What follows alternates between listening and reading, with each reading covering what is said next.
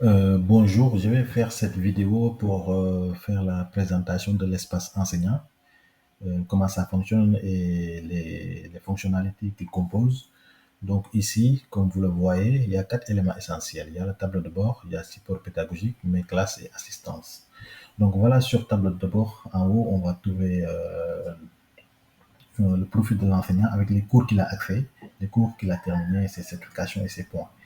Donc ici sur classe, on va montrer les classes que l'enseignant a accès. Ça veut dire que dans un établissement avec notre système, un enseignant peut gérer plusieurs classes et chaque classe va contenir des cours et un nombre d'étudiants euh, déterminé qu'il peut inviter. On va voir ça en dessus parce qu'on voit ici sur SYNPECES, par exemple A2 SYNPECES, il a accès à cette cours-là.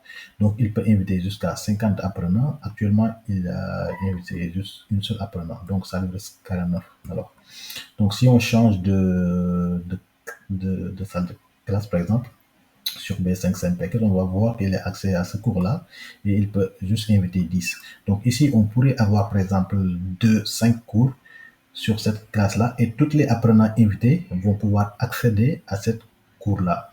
Donc, comment on va inviter les apprenants alors? Donc, c'est simple, on va juste venir ici, inviter. Donc, on pourrait inviter une par une en mettant juste le nom, prénom, email. Ou bien, on peut toujours les inviter en masse. Voilà, ici, tu mets toujours pareil nom et prénom et les mots de passe ne sont pas souvent obligatoires et on fait ajouter. Donc, c'est la partie la plus simple pour les enseignants à inviter des apprenants. Donc ici en bas, on va trouver les apprenants invités. Est-ce qu'ils ont commencé le cours ou non? Donc ici, par exemple, on a cet apprenant-là invité, il a déjà commencé le cours. Donc ça permet de voir ça. On peut en avoir plusieurs en fonction du nombre d'apprenants invités. On va voir la progression.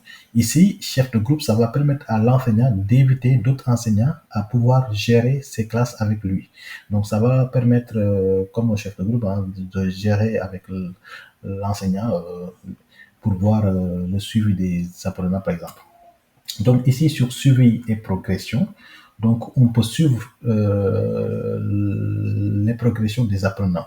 Donc il suffit juste de venir choisir la classe concernée et le cours. Donc on va voir que cet apprenant-là, il a terminé le cours, et la date de début, la date de fin et tout ça. Donc ça sert à ça.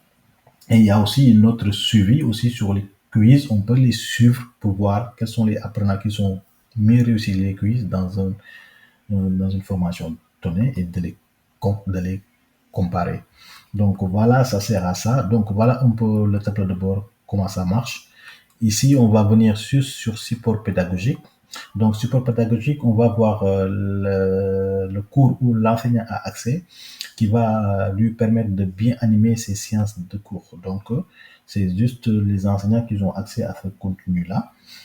Et juste en dessus, on est en train de développer un AI, Sopico, qui va permettre de répondre à l'enseignant toutes les questions qu'il a besoin pour mieux animer ses séances de cours. Donc, ça va être un peu son assistante, quoi.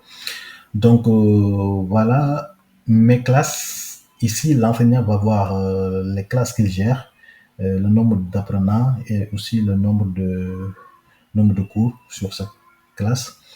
Donc ici, assistant, donc ici c'est important parce que sur FAQ, ça va permettre de répondre aux questions des enseignants s'ils ont des questions sur le kit ou bien sur la plateforme ou le contenu.